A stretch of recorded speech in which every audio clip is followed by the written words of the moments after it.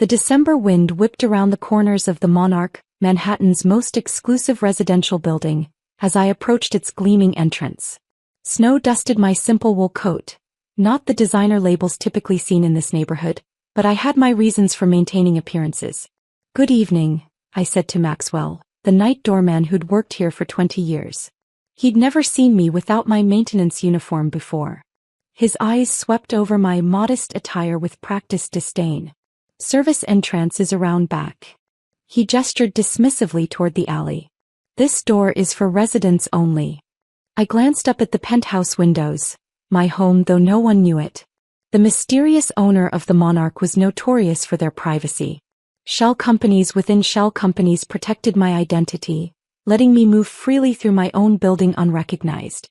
"Actually," I began, "I'm here to see my sister. Penthouse B."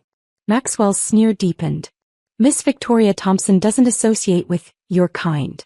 Now servants' entrance is that way." He pointed again to the alley.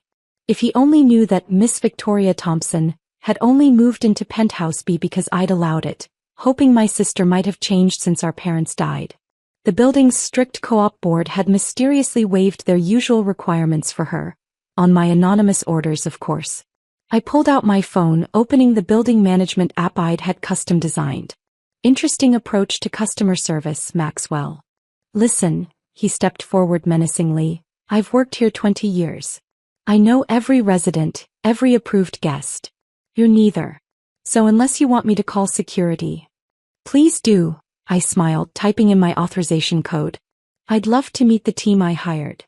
His radio crackled. "Maxwell, we have an alert from ownership. Please stand down immediately." The color drained from his face as my signature appeared on his security tablet. The same signature that appeared on his paychecks. But you're the owner?" "Yes." I watched the realization hit him. "Though I prefer your kind, or servant." Such colorful terms for someone who signs your bonus checks. The massive glass doors swung open automatically, another custom feature I'd had installed. Above us, lights flickered in Penthouse B. Victoria was home, about to learn that her struggling sister owned not just her building but half the block. I didn't." Maxwell stammered. "Know that the maintenance worker you've been sneering at for 5 years actually owns the building?" I stepped past him into the marble lobby. That was rather the point. My phone buzzed, the building's management system alerting me to my sister's elevator descent. Perfect timing. "The thing about servants' entrances, Maxwell," I said quietly, "is that they give you an excellent view of how people behave when they think no one important is watching." The elevator chimed. Victoria emerged in her usual cloud of designer perfume and entitlement, stopping short when she saw me. "Sarah." Her perfectly arranged features twisted in confusion. "What are you doing here?" "And through the front door, no less." I smiled, reaching for my phone again. "Just checking on my investment. Sometimes the best way to understand what you own is to work within it.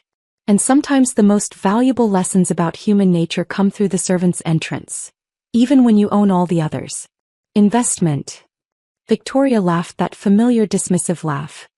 "Don't tell me you're still playing with that little app business of yours." Maxwell shifted uncomfortably, seeing what was coming.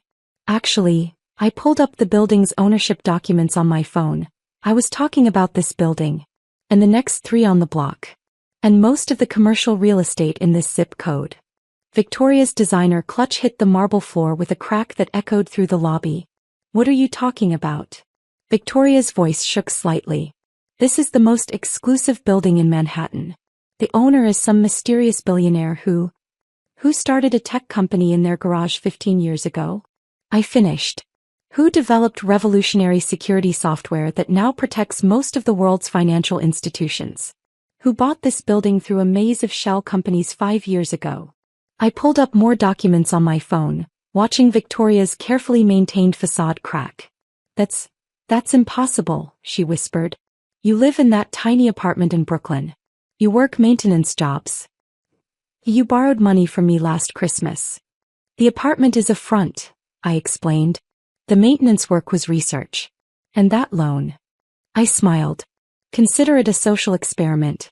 One you failed spectacularly, by the way, with all those condescending lectures about financial responsibility. Maxwell had backed away, frantically reviewing years of security footage in his mind.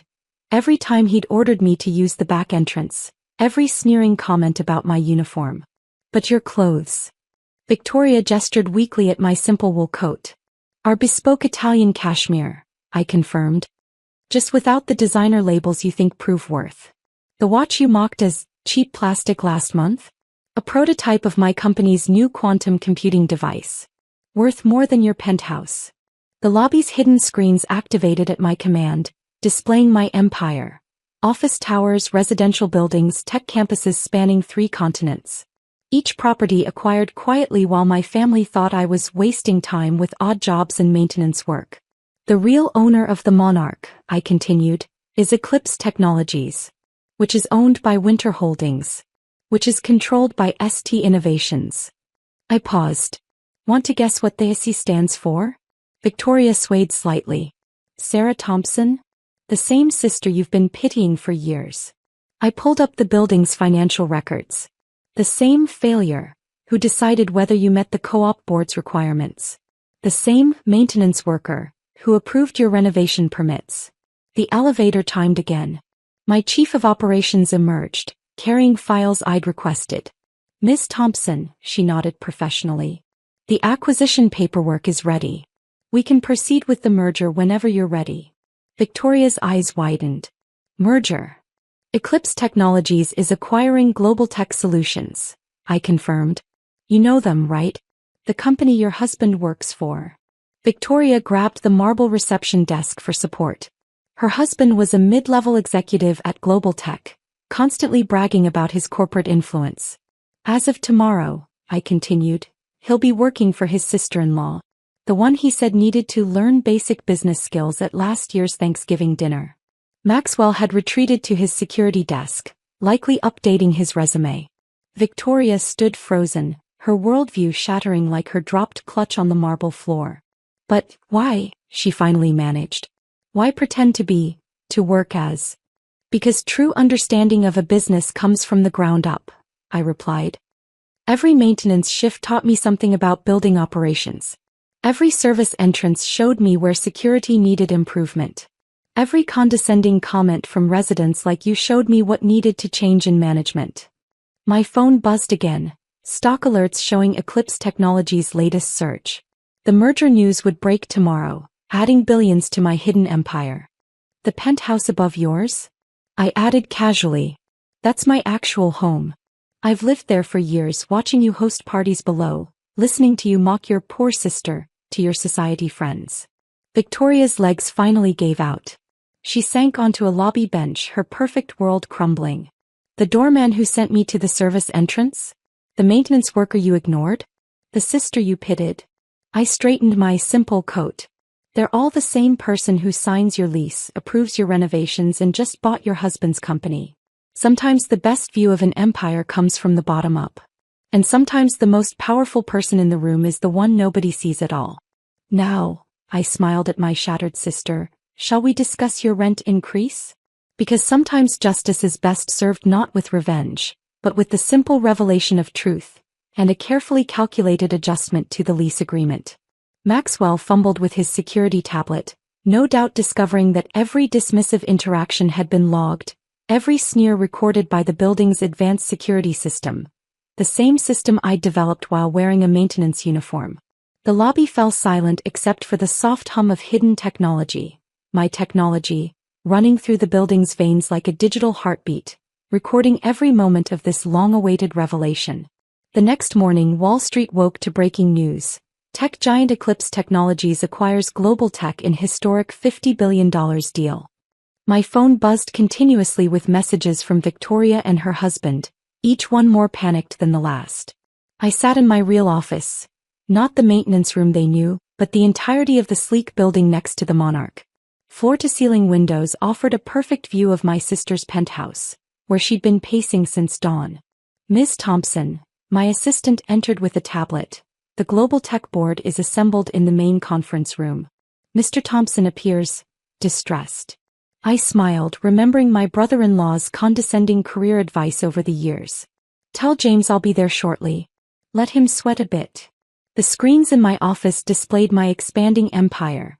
Tech companies, real estate holdings, innovation labs across the globe. Each one acquired quietly while my family thought I was struggling to make ends meet.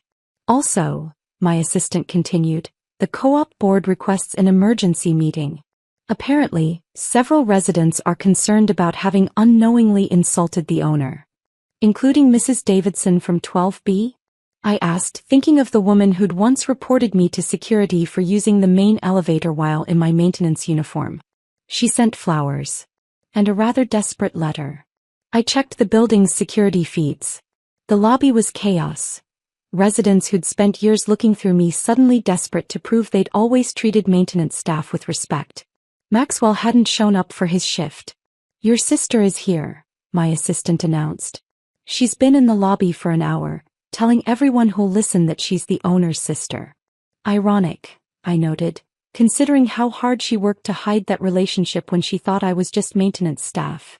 The conference room footage showed James Thompson tugging at his collar, staring at the Eclipse Technologies logo that would soon replace Global Tech's. Sometimes karma arrives wearing a maintenance uniform, carrying a mop and a multi-billion-dollar acquisition plan. Send Victoria up, I said, turning to face the Manhattan skyline. It's time she saw what her struggling sister has really been building. The elevator chimed and Victoria stepped into my real world, her designer heels clicking on marble floors that cost more than her annual salary. Sarah, she whispered, taking in the command center of my empire. What is all this?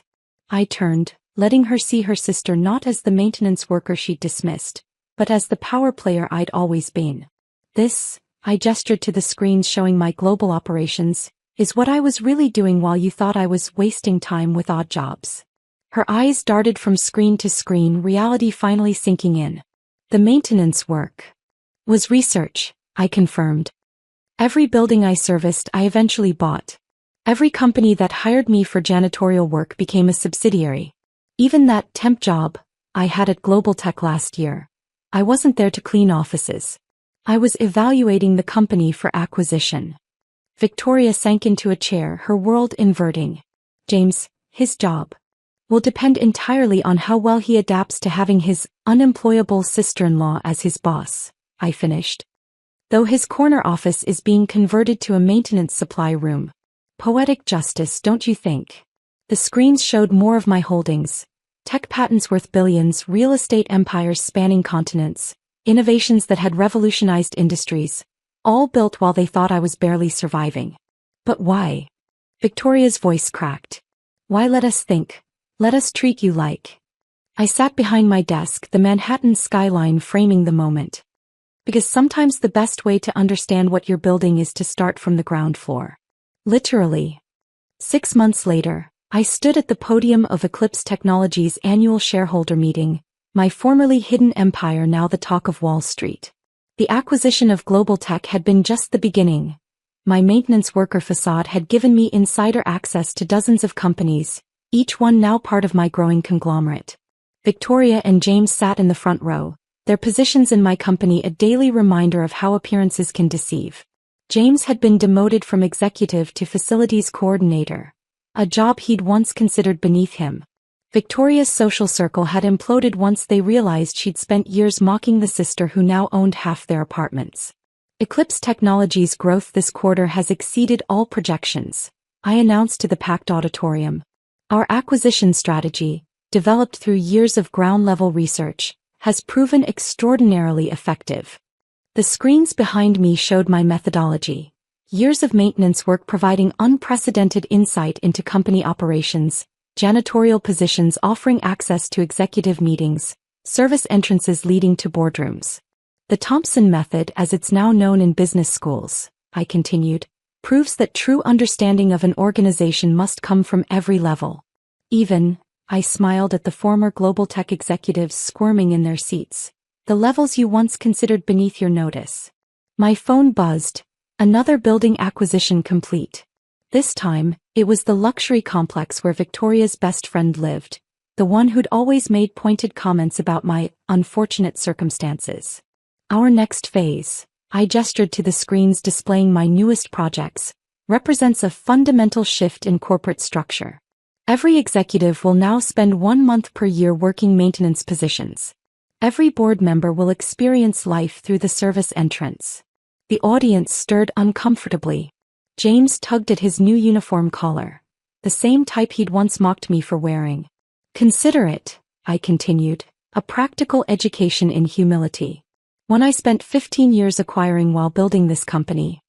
Victoria shifted in her seat, remembering every dismissive comment, every condescending gesture, every moment she'd looked through me rather than at me. The maintenance worker you ignore? I addressed the room. Might own your building. The janitor you dismiss? Could be evaluating your company for acquisition. The sister you pity? I met Victoria's eyes. Might be signing your paychecks. The screens filled with more acquisitions, more expansions, more evidence that the biggest empires are sometimes built by the people you least suspect. Because true power, I concluded, isn't about who uses the front door. It's about who knows what's happening at every entrance, every level, every forgotten corner of an organization. Sometimes the best revenge isn't proving people wrong. It's showing them exactly how right you were all along, one acquired company at a time. And sometimes the most powerful person in the room is the one with the maintenance key to every door. The presentation shifted to my next major announcement, and with it, another layer of my carefully constructed empire was revealed.